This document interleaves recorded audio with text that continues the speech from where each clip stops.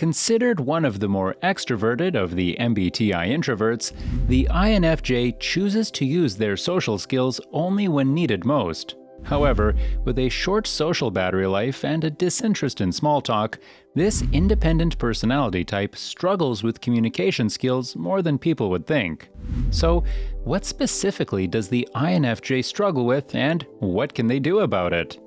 Welcome back, Psych-o!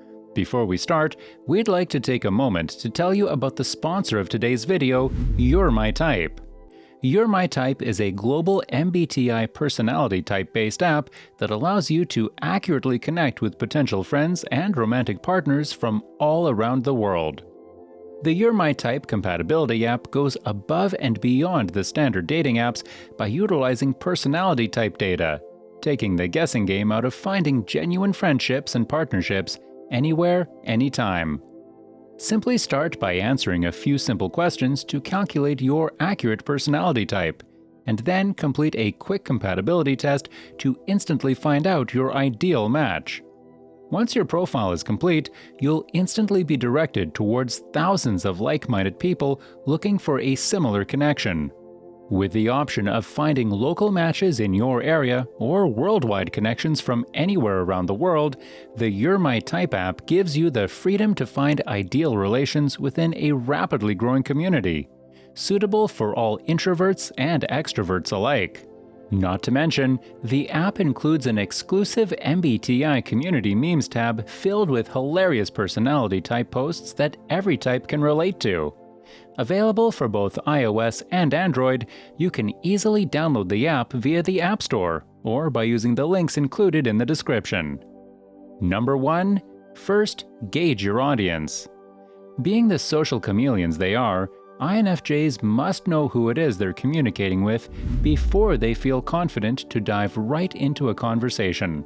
In reality, most INFJs do this naturally and subconsciously without even thinking twice, thanks to their extroverted feeling function.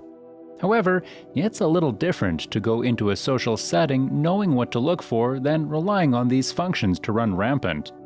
Because, realistically, sometimes they don't have the time to fully observe someone's character without first starting a conversation.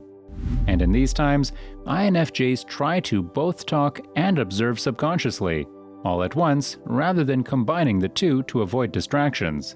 So, how does the INFJ approach this type of scenario? Well, instead of skipping over small talk, INFJs can find specific genres of small talk that allow them the information they need.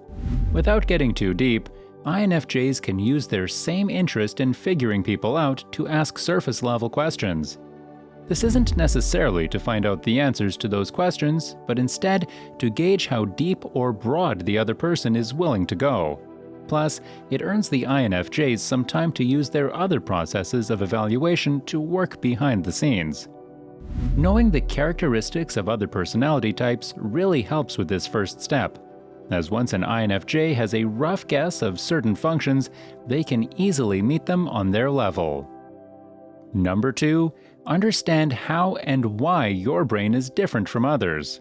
Secondly, it already helps an INFJ's social communication to simply know they're an INFJ and why they have certain social behaviors. In fact, for an INFJ to discover they're an INFJ, it can make wondrous differences in many areas of their lives, with self-acceptance being at the top of the list.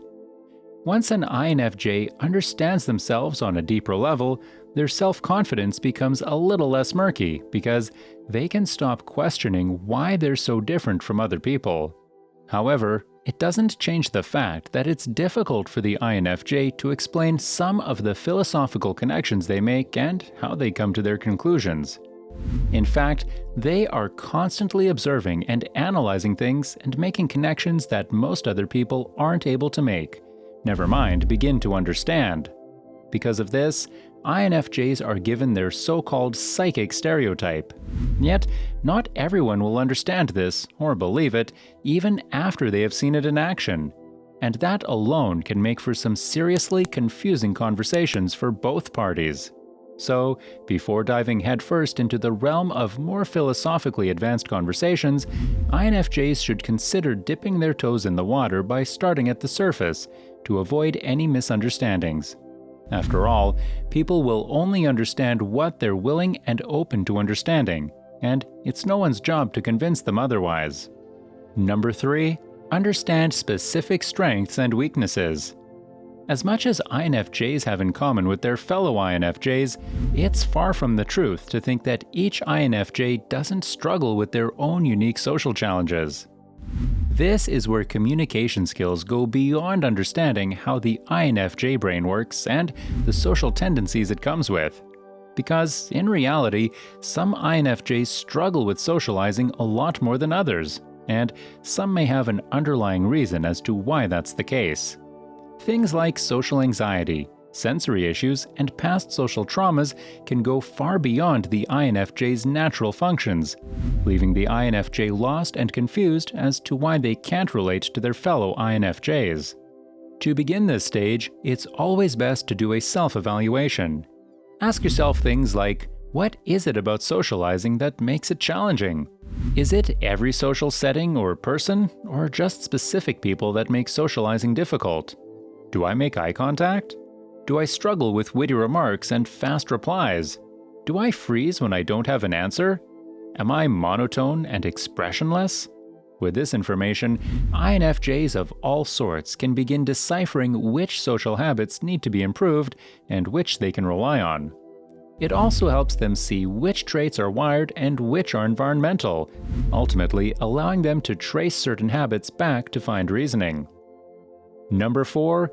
Acknowledge how you're feeling before being influenced by others' emotions. INFJs can feel extremely comfortable around someone or completely alienated and out of place, especially when it comes to new social settings. And the unfortunate part is that it has little to do with people's characters and more to do with the energy and emotions they're feeling that day.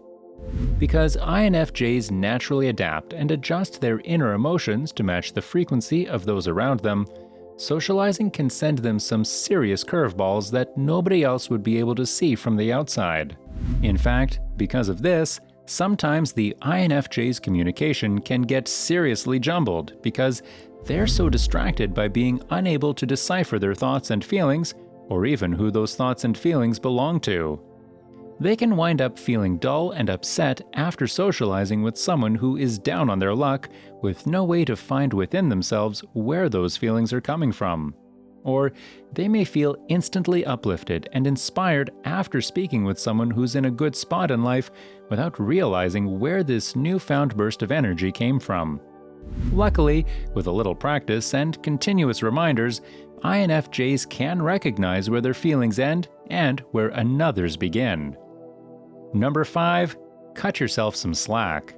Lastly, my dear INFJs, is to not be so darn hard on yourselves. Nobody said it was easy to navigate through life as an individualistic introvert with a deep longing for human connection. And it's especially not easy to throw yourself into different social settings when there's a distracting inner voice criticizing the words you choose to use in conversation. This inner critique not only makes it difficult in the moment, but most INFJs will relate to the habit of overthinking certain replies and gestures that they made in previous concentrations, sometimes to the point of driving themselves mad.